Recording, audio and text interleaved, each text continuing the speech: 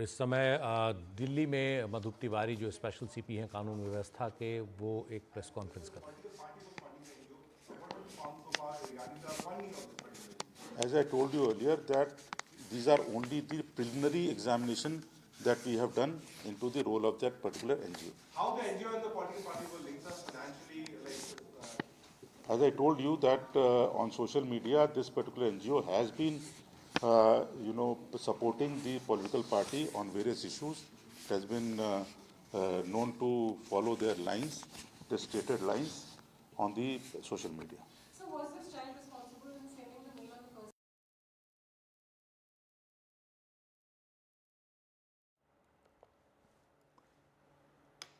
दरअसल ये दिल्ली पुलिस की जो स्पेशल प्रेस कॉन्फ्रेंस है, ये इस मसले पर हो रही है कि कई स्कूलों को लगातार मेल्स आ रही थी पिछले काफ़ी समय से, और इस चक्कर में वो अपने इम्तिहान और जो टेस्ट वगैरह है उनको कैंसिल कर रहे थे। इस पर वो बता रहे हैं कि ये कहाँ से आ रही थी, इसके पीछे कौन था। पुलिस को शक था कि कहीं कोई आतंकी ग्रुप ना हो। 8 जनवरी 2025 को आखिरी मेल आई और 12 फरवरी 2024 से मेल आ रही थी, यानी पूरा 1 साल था।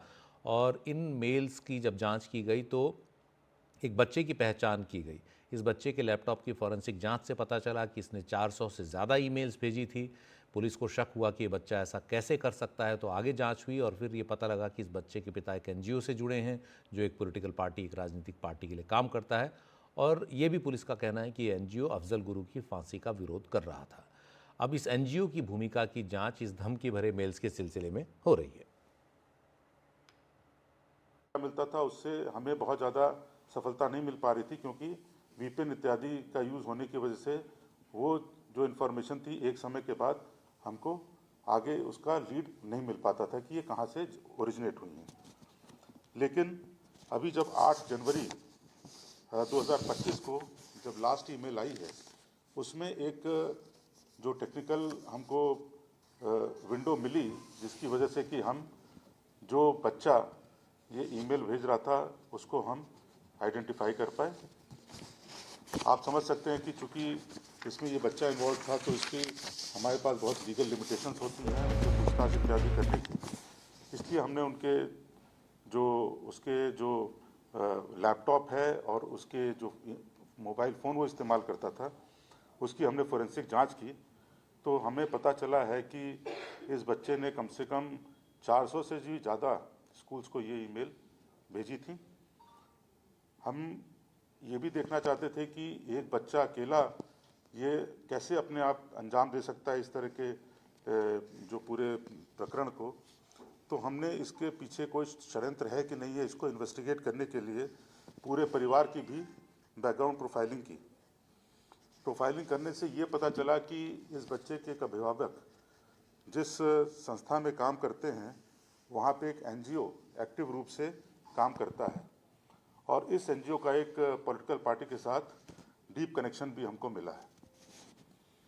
जब इस एनजीओ की प्रारंभिक जांच की गई तो पता चला कि ये एनजीओ एक ऐसे सिविल सोसाइटी ग्रुप का पार्ट है जो कि जैसे अफजल गुरु की हैंगिंग की लेजिटिमेसी को लेकर प्रश्न उठाता है, और अलग अलग मुद्दों पर वो एक पर्टिकुलर पॉलिटिकल पार्टी का हिमायती रहा है, उनका लगातार समर्थन करता है।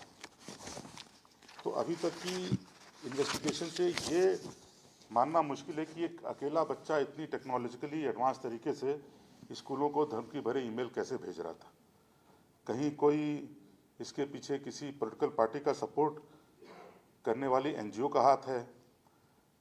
इसके लिए हम पूरे षड्यंत्र की डिजिटल जो है एविडेंस की मदद से जांच कर रहे हैं, और ये भी देख रहे हैं कि इस तरह से दिल्ली का माहौल खराब करने के लिए और लोगों को परेशान करने के लिए कोई दिल्ली के जो स्पेशल सीपी हैं मधुप तिवारी, इनका इस वक्त ये प्रेस कॉन्फ्रेंस चल रही है। हमारे सहयोगी मुकेश सेंगर इस वक्त हमारे साथ हैं। मुकेश, ये पूरा मसला अगर समझाएं विस्तार से कि क्या ये मामला था जिसमें पुलिस ने ये जांच की और क्या निकला है इसमें अब तक। फरवरी 2024 से दिल्ली के स्कूलों को लगातार धमकी भरे ईमेल्स आ रहे थे, जिसमें ये कहा जा रहा था कि स्कूलों में बम रखा हुआ है, और कई बार ऐसा हुआ कि स्कूलों के टेस्ट कैंसिल हो गए, छुट्टियां कैंसिल हो गई, और इस तरह से लगातार जो दिल्ली पुलिस थी वो परेशान थी, और स्कूल के जो तमाम जो स्कूल के अधिकारी थे वो परेशान थे। जब दिल्ली पुलिस ने इस मामले में जांच शुरू की तो जांच के दौरान इसी साल 8 जनवरी 2025 को एक आखिरी ईमेल आया जिसमें कुछ स्कूलों को धमकी दी गई। उसके बाद दिल्ली पुलिस ने जांच के बाद एक लड़के को आइडेंटिफाई किया जो ये मेल लगातार भेज रहा था, और उस लड़के तक जब दिल्ली पुलिस पहुंची तो पाया कि लड़का जो है 12वीं क्लास का छात्र है। लड़के के लैपटॉप की जांच की गई तो उसमें ये पाया गया कि इस लड़के ने अब तक 12 फरवरी 2024 से लेकर अब तक करीब 400 स्कूलों को ईमेल्स भेजे हैं। लड़के से पूछताछ हुई तो उसने कहा कि वो वो एग्जाम कैंसिल करवाने के लिए मेल भेज रहा था, लेकिन पुलिस ने जांच के दौरान ये पाया कि जो ये ईमेल जा रहे थे, कई बार ऐसे मौके पर भी गए जब स्कूलों में एग्जाम नहीं थे, तो ये मोटिव जो है वो क्लियर नहीं हो पाया। और पुलिस को जांच में ये भी लगा कि एक नाबालिग लड़का आखिर इतने मेल कैसे भेज सकता है, वो भी हाई टेक्निक का इस्तेमाल करके, डार्क वेब का इस्तेमाल करके, VPN का इस्तेमाल करके। तो पुलिस ने इस मामले की जांच को आगे बढ़ाया तो पाया कि जो लड़के के पिता हैं वो एक NGO से जुड़े हुए हैं, NGO के लिए काम करते हैं, और ये वही NGO है जिसने अफजल गुरु की फांसी का विरोध किया था। पुलिस के मुताबिक ये NGO एक राजनीतिक पार्टी से कनेक्टेड है, उससे जुड़ा हुआ है और उसके लिए काम करता है। दिल्ली पुलिस के मुताबिक अब जांच के दायरे में ये NGO और साथ में वो राजनीतिक पार्टी है जिसने इस NGO से जुड़ी हुई है। पुलिस के मुताबिक ये ईमेल भेजकर लगातार दिल्ली का माहौल खराब करने की कोशिश की गई। हालांकि पुलिस ने NGO का नाम नहीं बताया है, पॉलिटिकल पार्टी का नाम नहीं बताया है, बस इतना कहा है कि ये NGO वो NGO है जिसने अफजल गुरु की फांसी का विरोध किया था।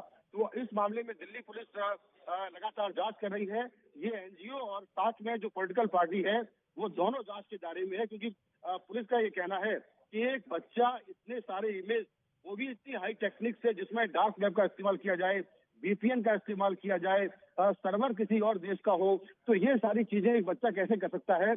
इसीलिए इस मामले की जांच को आगे बढ़ाया तो पाया कि बच्चे के पिता एक NGO में काम करते हैं और ये वही NGO है जिसने अफजल गुरु की फांसी का विरोध किया था। तो दिल्ली पुलिस ये पता लगाए कि क्या ये इमेज भेजने का और ये जो NGO है क्या उसका कोई कनेक्शन है।